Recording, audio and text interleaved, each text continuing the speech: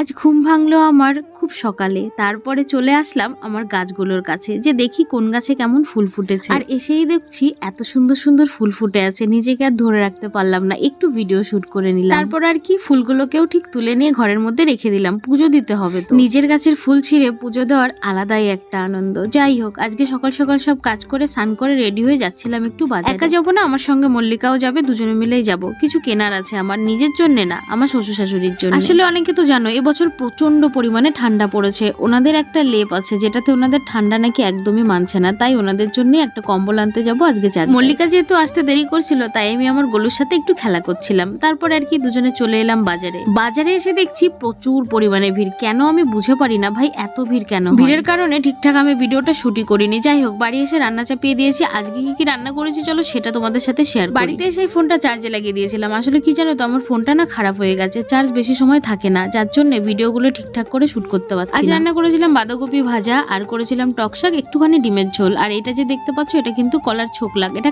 বেশি করে কালো জিরে আর রসুন দিয়ে ওটাকে ভেজে তারপরে বেটেছিলাম। আর এইখানটায় ওনাদের খেতে দিয়েছি বাইরে, একটু যেহেতু রোদ্দুর আছে তাই ভাবলাম রোদ্দুরের মধ্যেই খেতে দিই। মানে কথা, আমি রান্না করতে শুরু করলে আমার যে কোনো একটা সবজি হয়ে গেলে ওনাদের আমি খেতে দিয়ে দিই। যেহেতু আমার বাড়িতে আমি একটু বেলা করেই রান্না করি, তাই ওনাদের আমি কিছু একটা দিয়ে খেতে বসিয়ে দিয়ে পরে এসে আমি অন্য সবজিটা হয়ে গেলে সেটা দিতে যাই। এখানটায় দেখো ডিমের ঝোলটা করেছিলাম। তবে ওই যে সবসময় তোমাদের যে আমি আমাদের বাড়িতে সবাই সবকিছু খায় না, আলুগুলো তুলে আমি ট্রান্সফার করছিলাম আমার শ্বশুরের বাটিতে, কারণ আমার শাশুড়ি তো আলু ছুঁয়েও দেখবে। আজ ডিমের ঝোলের মধ্যে দুটো সয়াবিনও দিয়েছিলাম, আমার কাছে বেশ ভালোই লাগে সয়াবিন দিলে পরে। যাই হোক, ওনাদের খেতে দিয়ে তারপরে নিজেও খেয়ে নিয়ে চলে গেছিলাম রোদ্রের মধ্যে বিড়ির কাজ নিয়ে, কারণ বাইরে এত পরিমাণে রোদ্দুর পড়েছিল, তাই ভাবলাম একটু রোদ্রে বসলে পরে গাটা গরম হবে। এই ডাবটা দুপুরবেলা আমাকে দিয়ে গেছিল, দুপুরে না সকালে দিয়ে গেছিল হচ্ছে রুদ্র, মানে মল্লিকার ছেলে। তো ওকে আমি বলেছিলাম দুপুরবেলা খাওয়া দাওয়া করে তারপর যখন আমরা কাজ করতে বসবো তখন এটা কেটে দেবো। তাই আর কি এখানটায় আমি কাটার চেষ্টা করছিলাম, দাঁটায় একেবারেই ধার ছিল না, তাই জোর জবস্তি এটাকে কাটছিলাম। প্রথমে ভেবেছিলাম এটা বোধহয় খারাপ হবে, কিন্তু না, এটা কেটে দেখলাম এটা ভালোই আছে,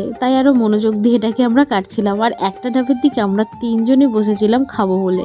আসলে কি বলতো, ডাবটা কিন্তু আমার বেশ ভালোই লাগে। ডাবটা খেয়ে বিড়ির কাজ নিয়ে বসতে না বসতেই তারপরে আবার জল চলে এসেছিল। মল্লিকা গেছিল জল ভরতে, আর আমিও বাড়িতে গেছিলাম শীতের সোয়েটার পরতে। যেহেতু আজকে শনিবার, আমার পাশের বাড়িতে ছিল বড় ঠাকুরের পুজো, আর জানোই প্রসাদ হলে পরে আমাকে আর কি আটকায়, তাই আমরা তিনজনে মিলে চলে গেছিলাম, তিনজন না দুজনে মিলে চলে গেছিলাম প্রসাদ আনতে। আর মল্লিকাকে দেখো, ও দু হাতে দুজনের জন্য প্রসাদ নিয়ে আসছিল, তাই একটু লজ্জাই পাচ্ছিল, নিজের মুখটা লুকাচ্ছিল। যাই হোক, প্রসাদ খেয়ে সন্ধ্যার সময় চা করলাম, তিনজনে মিলে চা খেলাম। তারপরে এসে দেখছি আমার শাশুড়ি আগুন ধরিয়ে পায়ের মধ্যে কি একটা করছে। আমি জিজ্ঞেস করতেই বললো পায়ের মধ্যে কিছু একটা হয়েছে, তাই সলতে গরম করে, মানে সর্ষের তেল দিয়ে গরম করে আগুন ধরিয়ে এখানটায় দিচ্ছিল, এটাতে নাকি ঠিক হয়ে যাবে। যাই হোক, চলো আর কি শেয়ার করবো, আজকের মতো ভিডিওটা এখানটায় রাখছি। সবাই ভালো থেকো, টাটা।